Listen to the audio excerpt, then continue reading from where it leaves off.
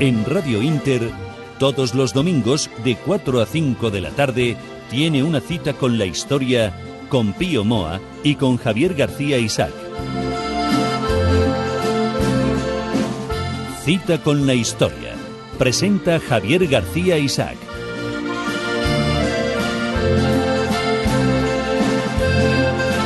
Cita con la historia, cita con todos ustedes un domingo más, cita con don Pío Moa y cita con don Pedro Fernández Barbadillo, que hoy se ha incorporado de nuevo al programa, como suele ser habitual. Don Pedro, muy buenas tardes, lo primero. Muy buenas tardes a todos ustedes. Don Pío, muy buenas tardes. Hola, buenas tardes. Bueno, primero, felicidades por el libro, yo creo que la semana pasada, en la entrevista que hicimos aquí, hablando del libro Mito del Franquismo, pues ha sido muy seguida y muy comentada en redes sociales, No, es completa, claro, porque son muchos los temas, pero bueno, hoy trataremos de alguno relacionado con ellos. Bueno, hoy vamos a tratar, si no me equivoco, de antifranquismo y democracia. Por cierto, muchísimas felicitaciones en Twitter, en Facebook. Recordad que Cita con la Historia tiene el Twitter, @Cita con la Historia. También tienen todos nuestros programas en nuestro canal de YouTube, Cita con la Historia, y a través de iVoox y de nuestro blog www.citaconlahistoria.com. Ahí pueden ver la manera de colaborar con nosotros, de ayudarnos a la continuidad de este programa, porque lo queremos hacer cada día más grande. Hoy vamos a empezar al modo habitual, con alguna puntualización. Alguna puntualización. Antes quiero decir que me ha escrito un lector diciendo que en la librería La Central de Madrid se niegan a vender los mitos del franquismo. Muy democrático. Es curioso, La Central es una cadena de librerías de Barcelona y de aquí en Madrid, y que es de grandes librerías, ¿no? Y lo mismo me han contado de otras librerías de Barcelona y de otros lugares. Y he sabido también de libreros que se empeñaban en disuadir a los clientes de comprar obras mías.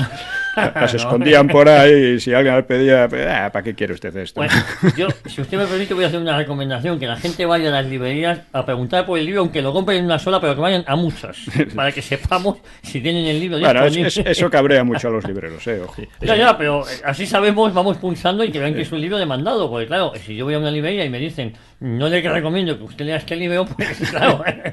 Bueno, es llamativo que hay libreros que renuncian a hacer negocio, a vender libros y a ganar dinero. No deja de llamarme la atención en estos tiempos de crisis. Por puro idealismo. Sí, pero por puro idealismo, pero venden el premio Planeta. Eso sí. Vende a Belén Esteban y lo que sea, claro. Y al Wyoming. Había kioscos que no vendían el periódico El Alcázar, igual que había otros muchos que se la jugaban y lo ponían, lo primero que ponían en el periódico en su tiempo. Claro. Yo he vivido esa época. Bueno, además me temo que los grandes medios de masas harán el vacío a los mitos del franquismo, como lo han hecho a los últimos libros que he publicado, incluso a la novela. La novela, sonaron gritos y golpes a la puerta. Bueno, pero si me permite, don Pío, que le diga, en el pecado llevan la penitencia, y perdón por la frase hecha, porque de un tiempo a esta parte los medios de comunicación de masas cada vez son menos de masas. Esta mañana he leído un comentario, una investigación, simplemente cotejar los datos de OJD, de venta y difusión, y El País había perdido 800.000 lectores desde 2007. Cosa que no tenemos más remedio que alegrarnos, visto el comportamiento de este periódico. De este periódico y de otros. Pero, en fin, la verdad es que, además, eso demuestra miedo, ¿no? Pero, claro, es un miedo eficaz, porque realmente, este programa, por ejemplo, lo oye poca gente, porque Radio Inter tiene poca cobertura. Esto, mientras que, imagina la SER o alguna. Por cierto, que en la SER una vez me llevaron a hacer un programa de historia, me aseguraron que salía y por supuesto que no salió. No salió, hombre, sí. Eso... En fin, entre tantos hechos, esto pues revela una deshonestidad y degradación intelectual, ¿no? en que ha caído el país. Y contra ello tenemos que luchar en la medida de nuestras fuerzas, aunque sean escasas, ¿no? Sí, pero yo creo que en esa medida estamos, en esa línea estamos, ¿no? Yo creo que cada vez son más los oyentes que se acercan a Radio Inter a escuchar este programa, y eso se palpa pues por redes sociales, se palpa por comentarios, por email que nos hacen llegar, ¿no? Y eso es importante. Bueno, tampoco olvidemos que los datos están ahí y que por mucha crítica que se dedique en el país, mucha entrevista en la SER, los libros de los gurús del Imperio Progre no se venden. Se venden poco, porque suelen ser muy pesados también, y a menudo mal escritos escritos, entre otras cosas. Y, ¿no? y además bueno, hay que descontar los ejemplares que compran las universidades públicas, sí, las claro. bibliotecas Sí. públicas y similares. Es que de Bueno, lo contrario no se venderían. Igual que me gustaría saber cuáles son los números verdaderos de la venta de La Vanguardia y El País sin las suscripciones oficiales, por un lado de la Generalitat Catalana y por otro lado de la Junta de Andalucía. Sí, bajaría mucho. Bueno, vamos a puntualizar a un tal Antonio Cazorla, que acaba de publicar un libro sobre Franco y que explica en El Mundo. Dice, en la segunda mitad de los años 40, España sufrió la mayor hambruna de Europa Occidental, con decenas de miles de muertos. Este Cazorla parece que no tiene mucha idea de lo que dice, o bien confunde la propaganda con la historiografía, como tantos otros, Sí. ¿no? Y es cierto que en la segunda mitad de los años 40 España tendría que haber sufrido un hambre extrema por el aislamiento internacional, el maquis y la necesidad de dedicar muchos recursos al ejército debido al peligro de una invasión. Durante mucho tiempo se estuvo temiendo, ¿no? Sin embargo, hubo comparativamente poca hambre en esos 5 años, contra lo que dice Cazorla. Y eso lo puede comprobar cualquier historiador sin más que consultar las estadísticas del movimiento natural de población. Así, por ejemplo, hubo bastante hambre en la inmediata posguerra debido a la desarticulación de la economía por el Frente Popular y al semi-boicot inglés. Perdón, si me permite, don Pío, dar un dato que seguramente desconocerán casi todos nuestros oyentes, es que en la zona nacional no hubo racionamiento. No. Hubo medidas como el plato único y similares, pero no hubo racionamiento. El racionamiento se instaura en la zona, llamémosle, democrática. Y al final se tiene que acabar extendiendo a toda la España gobernada. Sí, para poder mantener a la otra España. Efectivamente. Claro.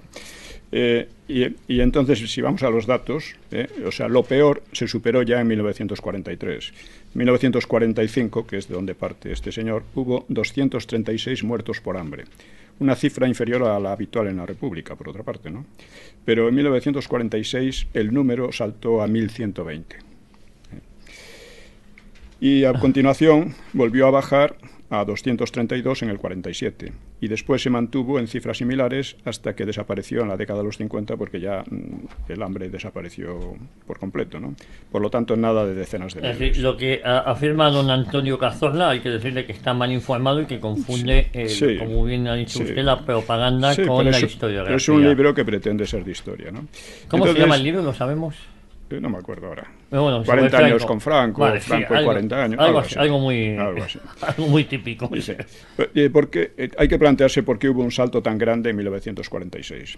Se debió probablemente a que al final de la Guerra Mundial aumentó mucho la hostilidad contra España, cayó el comercio en general, porque la mayor parte de los países europeos estaban arruinados, ¿no? Y el gobierno francés cerró la frontera. Todo esto, claro, Sí, pues repercutió en España, ¿no? Bueno, Y en diciembre, tampoco olvidemos, perdón, que en el año 46 hubo también muchas hambrunas en toda Europa. claro, por eso digo, estaba medio en ruinas en toda Europa, ¿no? Bueno, Y- el otro día leí un dato que decía que el año 45-46 fue el año en Europa de mayor desplazamiento de población, de refugiados, y que estos ascendieron a 40 millones. O sea, alemanes, polacos... Bueno, alemanes checos. fueron unos 12 millones y parece que 2 millones murieron en los desplazamientos. Sí. Después Sí, hubo sí. muchos más, claro, en Rusia y por ahí, ¿no? Y en el este, ¿no? Y en diciembre de ese año, del 46, la ONU decidió el aislamiento de España, con el propósito de crear un hambre masiva que hiciera caer al régimen. Este era el propósito era la final del idea, ¿no? aislamiento del Sí, año sí. 46. Y sin embargo, eso no ocurrió. No ocurrió esa hambruna porque el gobierno de Franco se adelantó varios meses y negoció con Argentina créditos para importar cereales y carne. Y esa fue la primera derrota del aislamiento. Esto lo he explicado en los mitos del franquismo, claro. Podría objetarse también que las cifras estas que he dado que son engañosas porque ocultan muertes causadas por enfermedades derivadas del hambre. O sea, cuando la gente pasa hambre suele tener más enfermedades y más mortandad, ¿no? Pero curiosamente no hubo tal cosa. ¿Cómo sabemos que no hubo tal cosa? Pues por las estadísticas de la mortalidad en general.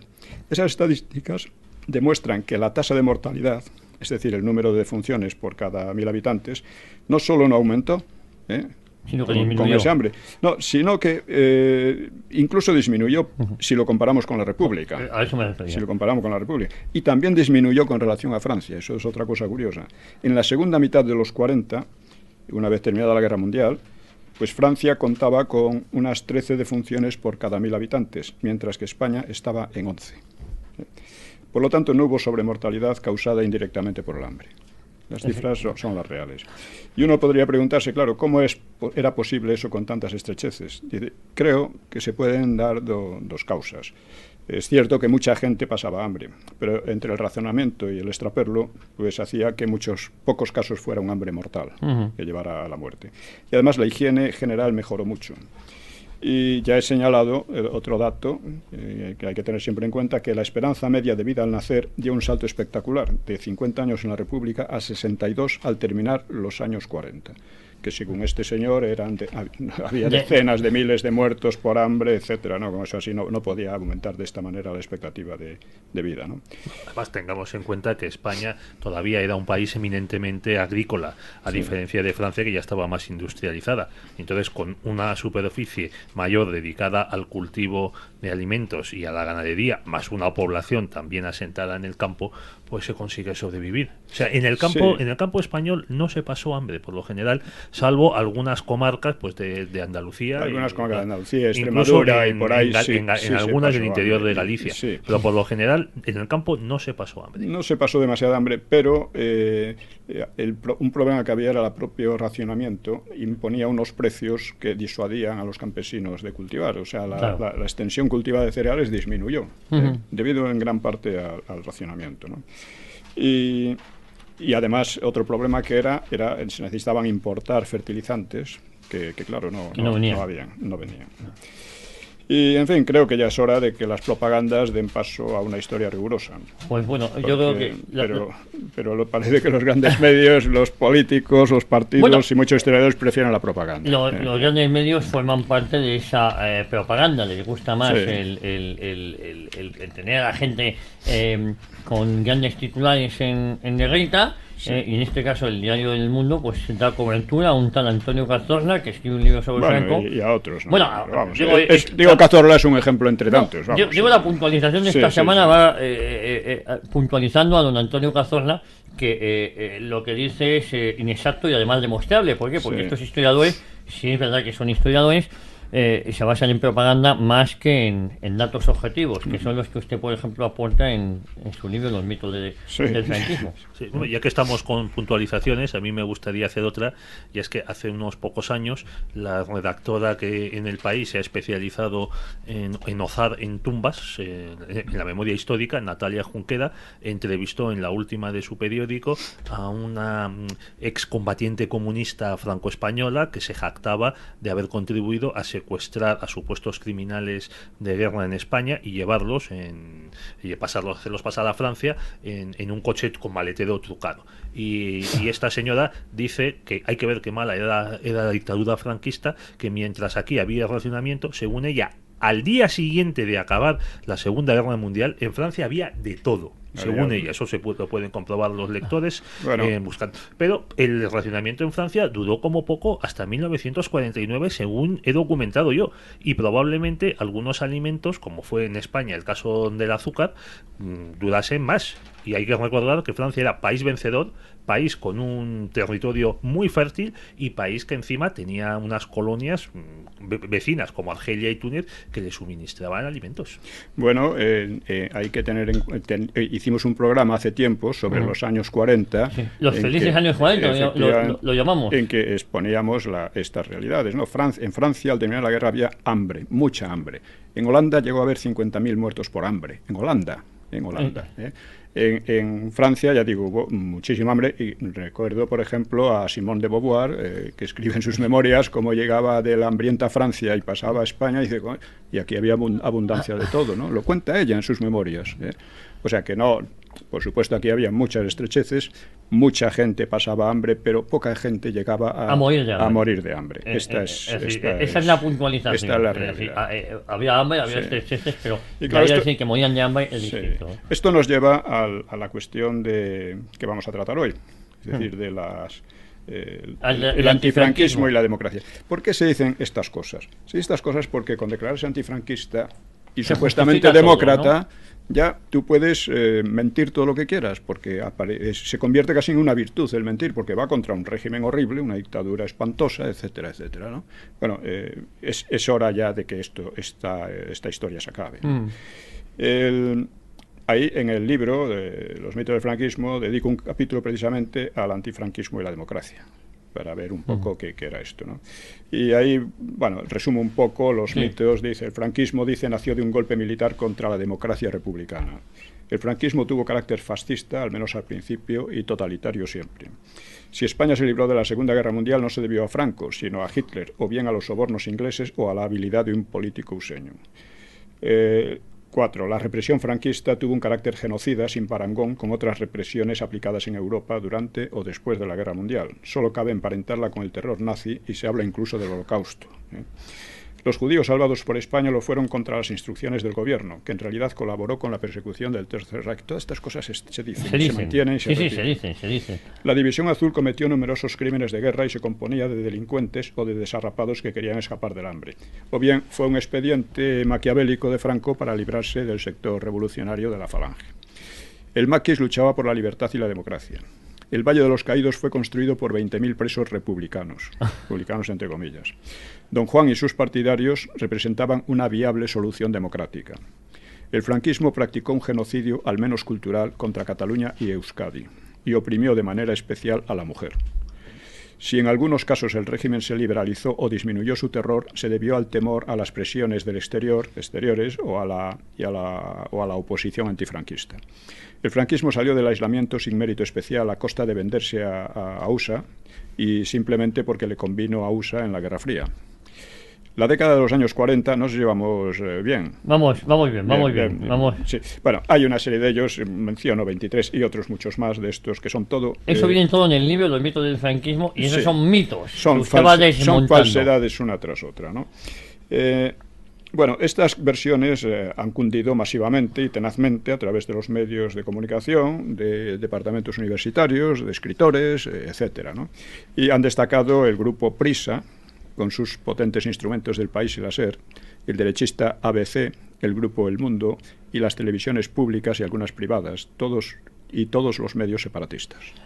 Yo en este punto aquí quería incidir, por ejemplo, en la figura de Juan Luis Cebrián y con el periódico El País, ¿no? El grupo Prisa ha sido un gran generador de estos bulos, igual que lo ha sido Luis María Anson a través del ABC, ¿no? Del monárquico ABC. Son los principales. Bueno, ellos suelen considerarse intelectuales, sobre todo ahora que están en la Academia Española, la Academia de la Lengua, pero para mí la importancia de los dos, de Cebrián y de Anson, no es tanto lo que ellos piensen o los libros que hayan publicado, sino que ellos han decidido, cada uno en su sector político y cultural, qué es lo que se debe pensar y quién lo debe pensar. O sea, son unos creadores de opinión muy fuertes. En el caso del País, mucho más cuando pues la influencia del periódico se extendía a todos los partidos, a todos los políticos, a todas las personalidades. O sea, el País podía decretar la muerte civil de alguien o lanzar campañas de denigración y difamación,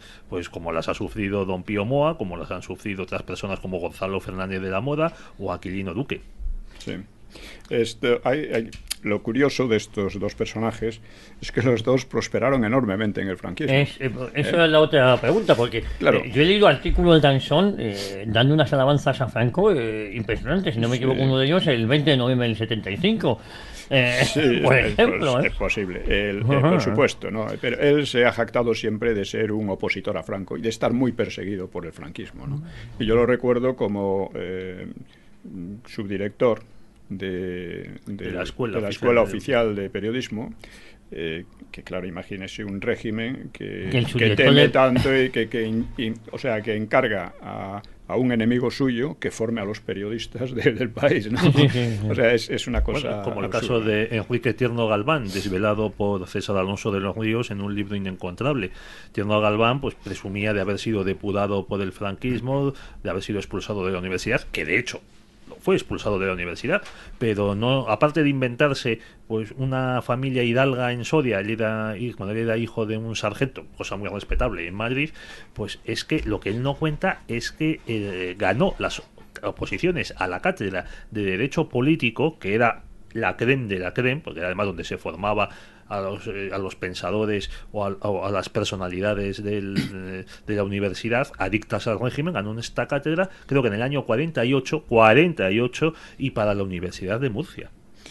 Efectivamente. Y luego, luego fue colaborador en la revista de estudios políticos que dirigieron, entre otros, pues Fernando María Castilla, también catedrático, posteriormente Manuel Fraga Iribarne. Sí. Él firmó varias reseñas y traducciones con sus iniciales. Sí, hay aquí una automitificación, es decir, crean un mito sobre sí mismo, falsifican su propia biografía.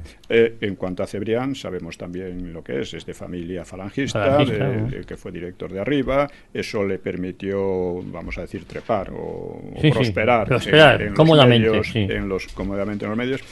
Y, bueno, como dijo Umbral dijo que Juan Luis Cebrián provenía de la más acendrada aristocracia azul.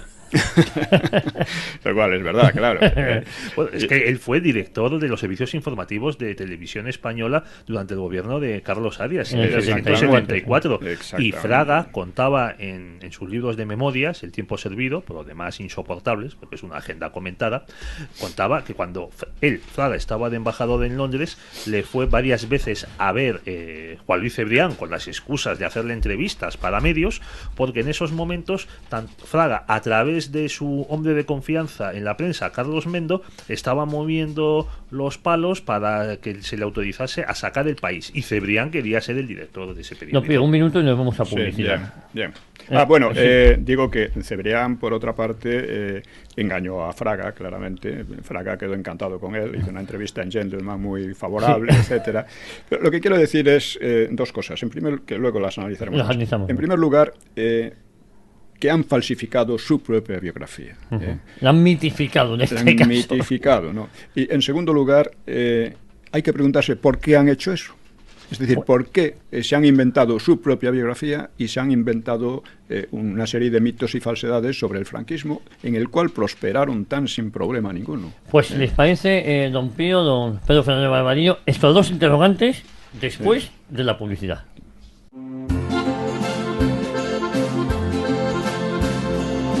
Pues ya estamos de vuelta aquí en Cita con la Historia, cita hoy con don Pío Moa, como siempre, y con don Pedro Fernández Barbadillo.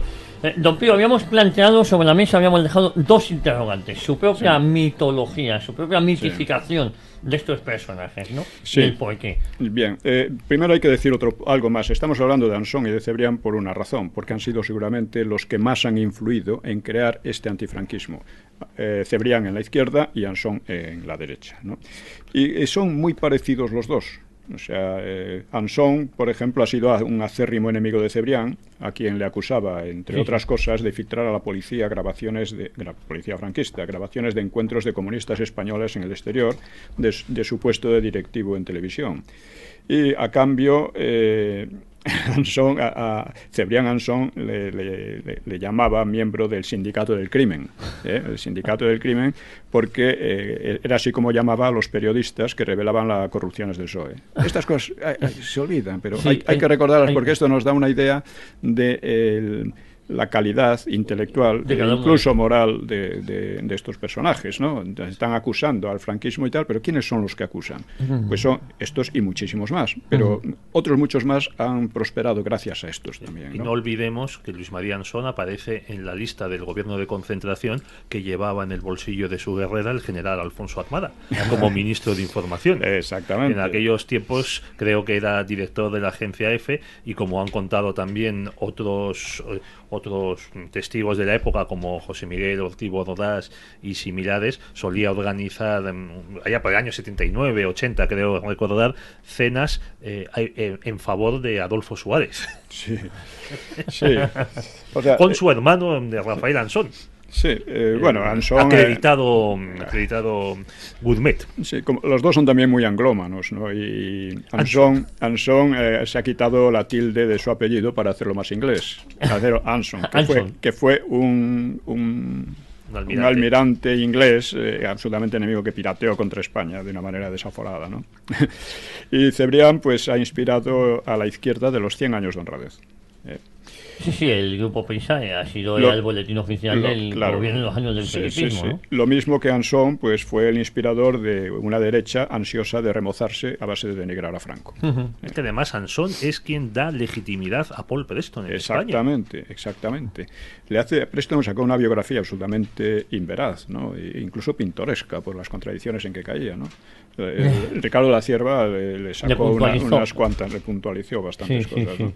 Y Anson, en cambio, lo puso por las nubes. Y Anson echó del ABC como colaboradores a Gonzalo Fernández de la Moda y a Ricardo de la Cierva. Bueno, pero una pregunta es, ¿por qué esa inquina de Anson hacia el franquismo después de haber vivido también durante ahora ¿no? Veremos, esto es especulativo, pero ahora veremos cosas muy posibles, ¿no? Hay otras cosas también que los asemejan, ¿no?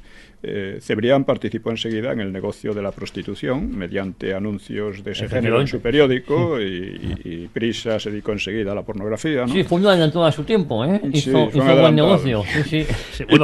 Y pronto le imitó a Anson, claro, a veces en sus páginas centrales. El dinero es el dinero. Y cuando empezó a emitir Canal Plus codificado, en contra de lo que decía el concurso de concesión de los canales, que tenía que ser un servicio público, se hicieron famosas las noches del porno de los viernes del Canal Plus. Pues sí, lo han quitado hace relativamente poco, ¿eh? Sí, es curioso. Pues va por taquilla. Bien, el caso, aparte de estos son cosas... ¿Por qué estos personajes odian tanto al franquismo? A pesar de lo bien que el franquismo se portó con ellos, por decirlo de alguna manera, ¿no? Y que ellos se portaron con el franquismo porque no le causaron ningún problema real. Todo lo contrario, ¿eh? Bueno, esto es especulativo, pero cuando hay un cambio de régimen siempre se produce un movimiento de gente en dirección, o sea, que quieren aprovechar la situación. Cebrián se convirtió un poco en el profeta de la izquierda, y Anson quiso hacerlo también con la derecha y en parte lo consiguió. Es decir, sacaban una ventaja. Dices, ¿por qué mienten tanto? ¿Por qué mienten sobre ellos mismos? ¿Por qué mienten sobre el franquismo? ¿Por qué mienten sobre todo eso? Pues no lo sé, francamente, porque mentir mienten. Indudablemente hay un interés. Sí, hay un seguramente un negocio y que han vivido muy bien. De repente, al cambiar la situación, al llegar a la transición, estos debieron ver a lo lejos y decir, bueno, aquí lo que hay que hacer es hacerse el antifranquista porque es lo que toca. O sea, el franquismo no fue democrático, nosotros vamos a representar la democracia, a pesar de que ellos habían estado en el franquismo.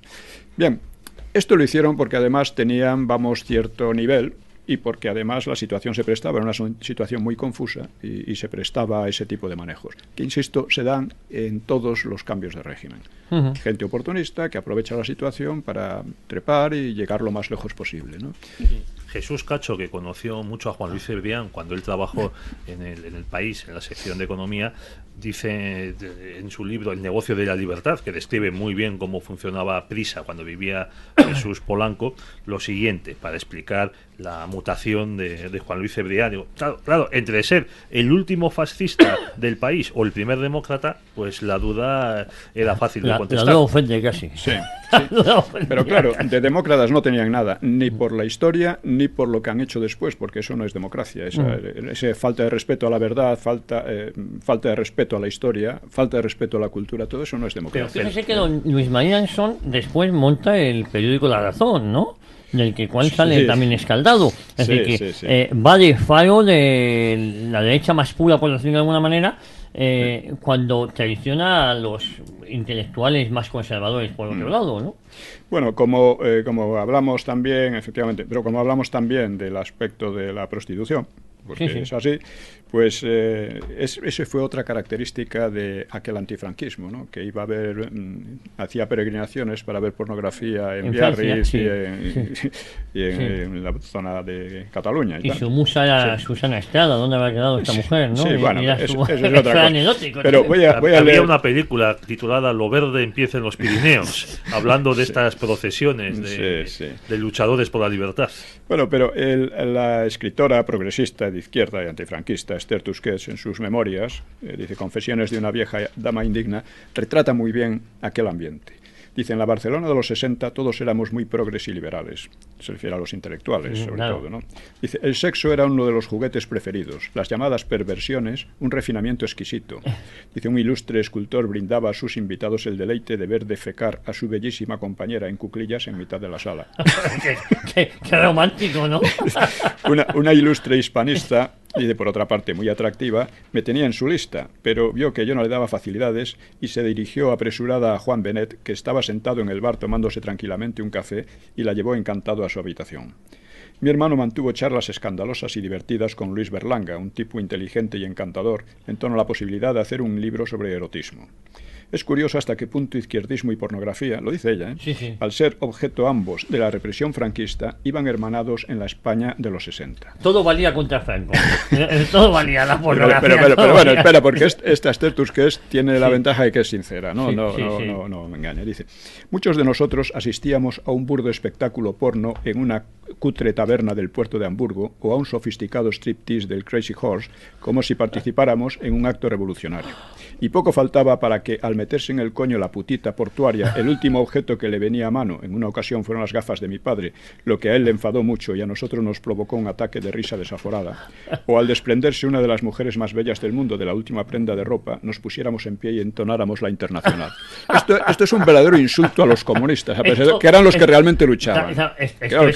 Esto es una patochada y además yo creo que al luchador auténtico, al comunista que luchaba esto. Dice, claro que no todo eran risas, porque pasa a explicar. Tras una larga sobremesa donde se habló mucho de sexo y todos nos mostramos partidarios del más absoluto libertinaje y de las más audaces experiencias, un ilustre pintor nos propuso a Nuria Serraima, de excelente familia y uno de los miembros más glamurosos del grupo, y a mí, subir los tres a mi dormitorio.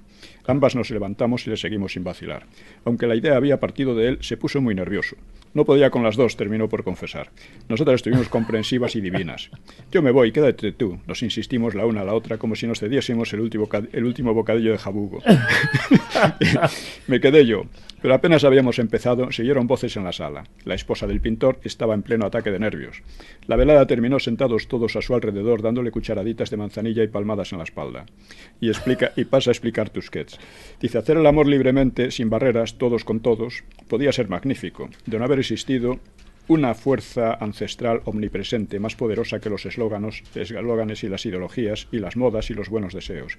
Una fuerza animal que podía con todo y nos sumía en las mayores contradicciones y en el ridículo más espantoso, los celos.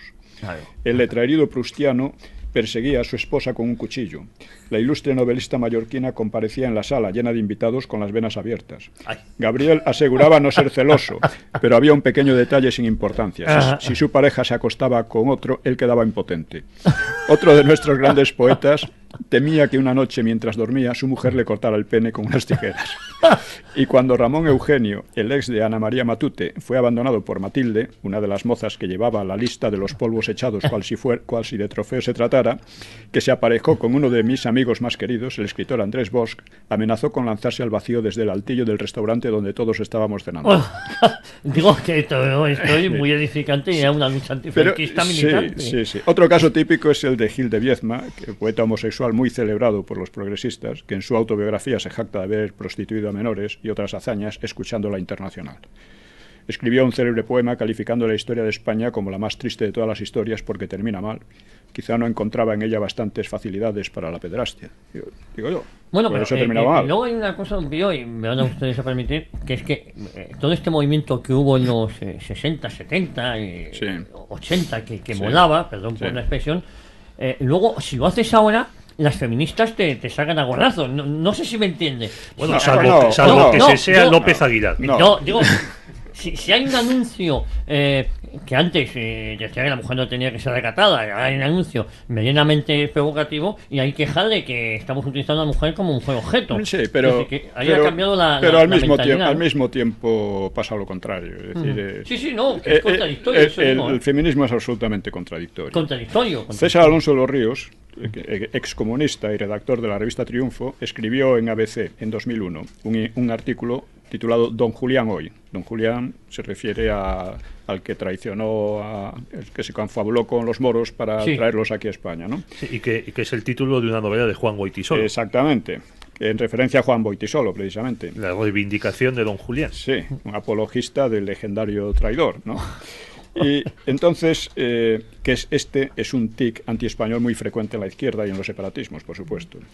Decía Alonso de los Ríos, la negación del suelo patrio, de las tradiciones, de la moral convencional, incluida la heterosexualidad, decía, quizá esta última nota fue la menos celebrada. Se tomó como un dato puramente personal, aun cuando la consigna de Goytisolo era bien clara. La revolución total, la traición total, el entreguismo total pasaba por la reconversión sexual. En fin, podríamos seguir muy largamente, pero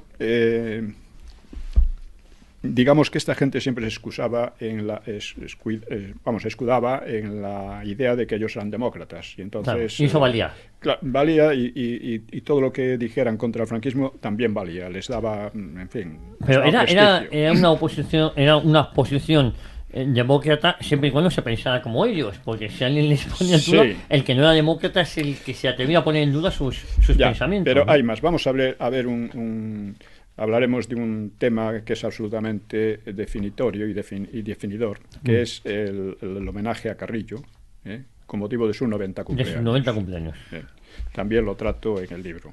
Bueno, a mí me gustaría comentar que esta obsesión de la izquierda por el sexo no es nueva. Por ejemplo, cuando los bolcheviques se hacen con el poder en el primer año que están en el gobierno, aparte de firmar un tratado vergonzoso con Alemania desde el punto de vista del patriotismo ruso, pues no solo instauran la NKVD para empezar a torturar a la gente, sino que también la checa, es que va cambiando de nombres, como ya sabemos, y sino que establecen también el divorcio, como que ya existía en Rusia, pero lo establecen el divorcio a pedido de una manera que se decía que bastaba una tarjeta postal enviada por la mujer al marido diciendo quiero el divorcio para que éste se aceptase. También otra de las primeras medidas que establecen es el aborto, y el aborto se mantiene hasta final, creo que es antes de que empiece la Segunda Guerra Mundial, se suprime y se mantiene unos años después de acabada la guerra para luego volverlo a introducir. Porque, por desgracia, parece que la izquierda no puede vivir sin el aborto. No, bueno, la izquierda, gran parte de la izquierda estaba contra el aborto durante muchos años. Eso fue cosa de los comunistas y muchos izquierdistas y feministas, consideraban que el aborto era un crimen. Pero bueno, aparte de eso, que han evolucionado y ahora ya no es así, ¿no? Pero aparte de eso, efectivamente, la revolución bolchevique, al principio, se potenció lo que llamaban el amor libre, ¿no? Que lo definía Clara Zetkin, que era una intelectual bolchevique, ¿no? Como, bueno, el sexo es como beberse un vaso de agua cuando tienes sed, ¿no? Bien, que es más o menos la idea que actualmente se plantea. O sea, sin responsabilidad y todo esto, ¿no? Bueno, yo creo que es una manera de pervertir a la humanidad, sobre todo a las mujeres, y de eliminar uno de los pocos ámbitos que quedan fuera del poder del Estado, que es la familia y la vida privada. Sí. Sin embargo, pocos años después de este amor libre, los bolcheviques decidieron que aquel desmadre le estaba perjudicando totalmente a la sociedad, ¿no? Una de las cosas que había, la cantidad de niños abandonados y cosas así, ¿no? Enfermedades mentales. Enfermedades venéreas, hacía de todo, ¿no? Entonces pasaron a un estricto puritanismo. Sobre todo en tiempos de Stalin eran mucho más puritanos que aquí los católicos, ¿eh? O sea que... Bueno, cuentas Sánchez Dragó que él se divorció, se separó de su mujer a poco de contraer matrimonio por primera vez, matrimonio católico durante el franquismo tal, y cuenta que Enrique Mújica, que entonces también estaba en el PC, le llamó a capítulo en la cafetería Santander de la Plaza Alonso Martínez y le echó una bronca incitándole a que volviese a convivir con su mujer, porque los comunistas tenían que dar ejemplo ante las masas de respetabilidad burguesa. Sí. No, Pío, vamos a hacer la última parada publicitaria y volvemos porque en este interesantísimo programa Antifranquismo y Democracia con Anson Cebrián, y luego voy a hablar de unos libros que tiene don Pedro Fernández Barbario encima de la mesa. Eso será después de la publicidad. Pues ya estamos de vuelta, don Pío. Sí, quería decir que la cuestión de la democracia en España, por desgracia, la derecha no ha tenido un pensamiento democrático y la izquierda, el pensamiento de la izquierda ha sido antidemocrático, ha sido siempre el marxismo y cosas por el estilo, el anarquismo y todas estas cosas, ¿no? Y durante el franquismo hay que distinguir el antifranquismo de tiempos de Franco y el antifranquismo de después. En tiempos de Franco había dos clases de antifranquismo que en el libro caracterizo como antifranquismo de lucha, que era el que llevaban los comunistas y la ETA, etcétera, y que era, vamos, arriesgaban bastante, y en algunos casos mucho, ¿no? Y lo que llaman el antifranquismo zascandil, que era lo que llamaban los propios comunistas, llamábamos de manera despectiva los progres. Sí. Los progres eran los tíos muy antifranquistas de palabra que no hacían nada, aunque de vez en cuando compraban el Mundo Obrero, hacían alguna, eso era un gesto de valentía. firmaban alguna cosilla y tal, pero que estaban en el franquismo, estaban en el aparato del franquismo, perfectamente instalados, prosperaban como todo el mundo, etcétera, ¿no? Y es curioso cómo el antifranquismo, después de Franco, el antifranquismo es todo el zascandil, porque claro, ya no existe el franquismo, entre otras cosas, ¿no? Entonces, creo que quedó perfectamente retratado con su homenaje a Carrillo. A Carrillo, su 90 cumpleaños, ¿no? Sí, vamos a ver un poco cómo fue, porque se olvidan estas cosas, ¿no? Fue el 16 de marzo de 2005, con motivo de su 90 cumpleaños. Felicitaron al líder comunista hasta 400 políticos, periodistas y personajes significados. La figura principal y más representativa fue el entonces presidente del gobierno, Zapatero, que abrazó al homenajeado y lo calificó de ejemplo. Carrillo, Espera. Ibarretxe, hombre de nada oculta ambición separatista, por otra parte, y dirigente del PNV, fundado por el violento racista Sabino Arana, pues aseguró que él y toda la sociedad vasca apreciaban a Carrillo por su trayectoria política. A su lado, el también separatista Jordi Pujol declaró que Carrillo había vivido, digerido y entendido la historia, lo cual, junto con sus años de lucha, le daba legitimidad. El también separatista vasco Atutxa envió un mensaje describiéndole como el hombre imprescindible del que hablaba Bertolt Brecht. El jefe socialista extremeño Rodríguez Ibarra lo definió como un patriota que se sacrificó por la democracia. Que se sacrificó. Y que sacrificó a muchos por la democracia. Sacrificó a muchos, desde luego. No, por la democracia no, precisamente. No. Peces Barba, intelectual y político encargado por Zapatero de silenciar a las víctimas del terrorismo para facilitar los acuerdos con la ETA, afirmó que los allí presentes eran los buenos y los ausentes los malos. Y en fin, y así muchas cosas. El rey, designado por Franco, hizo transmitir su respeto y amistad, dice, fraguada durante muchos años al anciano marxista que había declarado: la condena de muerte a Franco yo la firmaría. Y todos insistieron en la reconciliación. Sí. La reconciliación fue una política del Partido Comunista después de que fracasara el maquis y que era una vuelta al Frente Popular. Era la reconciliación de la sociedad con los comunistas y la irreconciliación absoluta con los franquistas, que claro, para desgracia de él eran la gran mayoría entonces, ¿no? En fin, estaba Herrero de Miñón, uno de los padres de la Constitución, y premio Sabino Arana, por cierto. Estaban, bueno, un montón de personajes de la política y tal. La fiesta la organizaron los periodistas María Antonia Iglesias, cristiano socialista, antigua jefa, bueno, en fin, ya sabemos quién es, Iñaki Gabilondo, inventor o difusor del bulo de los terroristas islámicos suicidados en los trenes de la matanza del 11M, etcétera, ¿no? Y luego, como colofón, como último regalo, fue la retirada de la estatua de... Claro, dice, para captar el fondo del acto debemos tomar en cuenta eso, lo que dije, dos tipos de antifranquistas. Por una parte, el simbolismo del acto radica precisamente en la opción política y sentimental por Carrillo como máximo enemigo de Franco desde el final de la guerra. Claro que la relevancia histórica de Carrillo es mucho menor que la de Franco, ¿no? Pero de cualquier forma, el haber personificado más y mejor que nadie la oposición ya le otorgaba una relevante personalidad en la historia menor, indudablemente.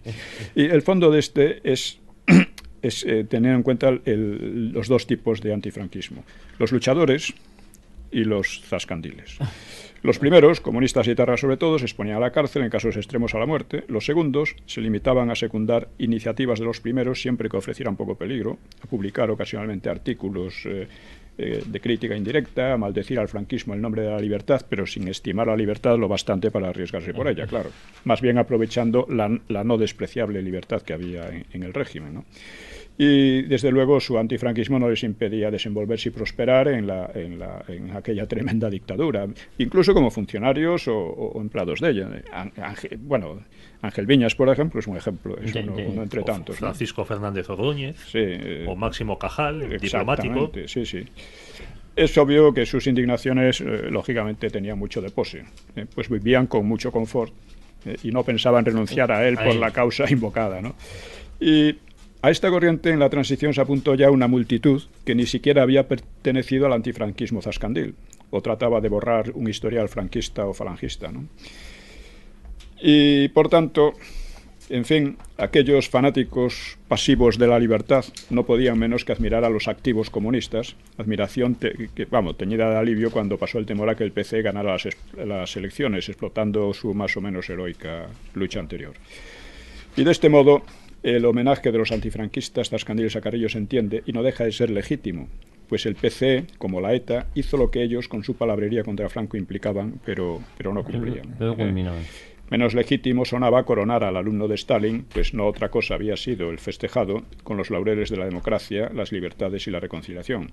Al revés que los otros, que estaban allí, Carrillo obró con honradez al resaltar su orgullo de comunista. Él dijo que tenía orgullo por su trayectoria comunista, ¿no? Había descrito así a Lenin, no menos demócrata que Stalin, dice: la figura más grande de la historia, gigante del pensamiento revolucionario, fundador del primer Estado socialista del mundo, jefe y maestro amado del proletariado mundial, gran libertador de pueblos, genio, águila de las montañas, el más grande realizador de la teoría de Marx y Engels. Esto era Carrillo. Y su historial no solo está lo de Paracuellos. Él ordenó asesinar también a mucha gente comunistas cuando decidió liquidar el maquis. Eso fue acompañado de purgas y de asesinatos. Y toda su política fue siempre la misma. En sus memorias recuerda, dice, su acción bélica en la guerra. Aparte de Paracuellos, su acción bélica, vamos a decir, más destacada, fue como responsable de orden público en Madrid y Paracuellos. Y en sus memorias recuerda que tras la derrota marchó por tren a la Unión Soviética a través de Alemania, aprovechando la buena relación entonces entre nazis y soviéticos. Esto no lo menciona y tampoco le provocó ningún problema de conciencia. No, y lo que gracioso es como describe su arribo a Moscú. Dice, como la entrada en el reino de la libertad, donde se sintió plenamente seguro, en el reino de Stalin. Pues esto es la buena puntualización, que es lo que ellos entienden por la democracia, pues será el reino de Stalin. Comentaba usted, don Pío, que en ese homenaje está Iñaki Gabilondo. Iñaki Gabilondo, Pedro Fernández Barbadillo, no se entendería sin Juan Luis Cebrián y el Grupo Prisa. Y usted precisamente tiene un artículo de Juan Luis Cebrián, ¿no? Pues así es. Es que no solo estos señores pasan de ser franquistas o aprovechateguis del franquismo a ser antifranquistas, sino que incluso ya en democracia se contradicen a sí mismos. Juan Luis Cebrián se publicó a sí mismo un artículo en el diario El País el 9 de enero del año 77, en el que paradójicamente negaba la memoria histórica que veintitantos años después él iba a promover. Extracto una frase simplemente: las víctimas en las guerras civiles no se deben exaltar por ninguno de los dos bandos, ni mucho menos por el victorioso, en menosprecio de quienes fueron derrotados. Lo contrario equivale a perpetuar el espíritu del fratricidio. Yo no voy a terciar en esa polémica cruel sobre quién asesinó más en aquellos años. Se asesinó y basta. Y no nos duelen a los españoles de hoy más los crímenes de un bando que los de otro. Y es imposible construir una democracia pacífica basada en el rencor, la revancha o la prepotencia. Bueno, pues esto tan bonito cambió de parecer, ¿no?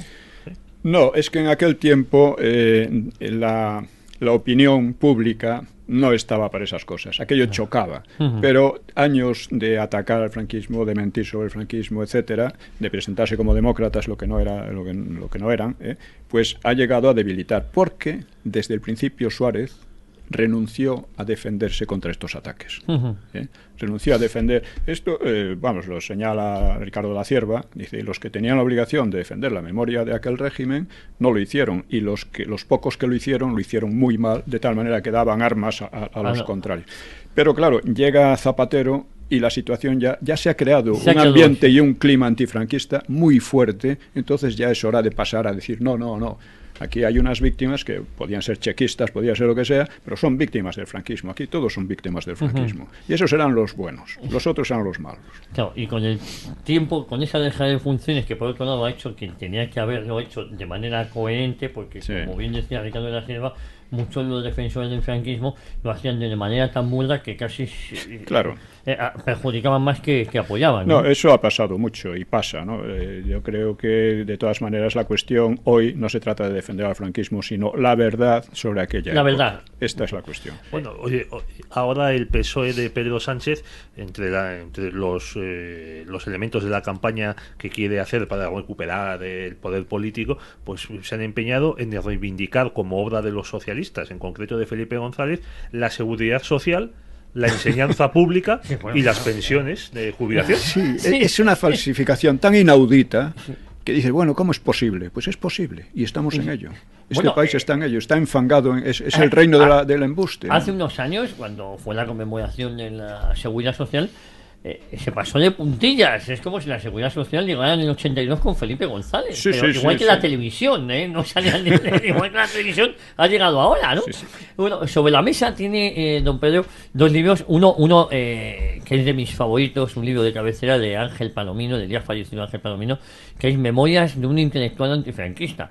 Esto es de manual, ¿no? Es un libro muy aconsejable para muy divertido, además. Sí, además muy divertido, pero yo le aconsejo a nuestros numerosos oyentes que lo busquen en Iberlibro porque merece la pena. Además, en la librería central posiblemente no lo tenga, ¿eh? Igual que no tiene el mito del franquismo de don Pío Moa, es posible que si usted pide es que son unas memorias que le encargan a un personaje que se identifica con José Luis López Aranguren, en la que, claro, por un lado te va escribiendo sus memorias antifranquistas y por otro lado te cuenta lo que de verdad pasó y él vivió, y entonces aquí se ve pues cómo se va adaptando y cómo se va cambiando la piel y cómo va cambiando el pasado, pues para estar en la nueva situación en que se avecina cuando muere Franco.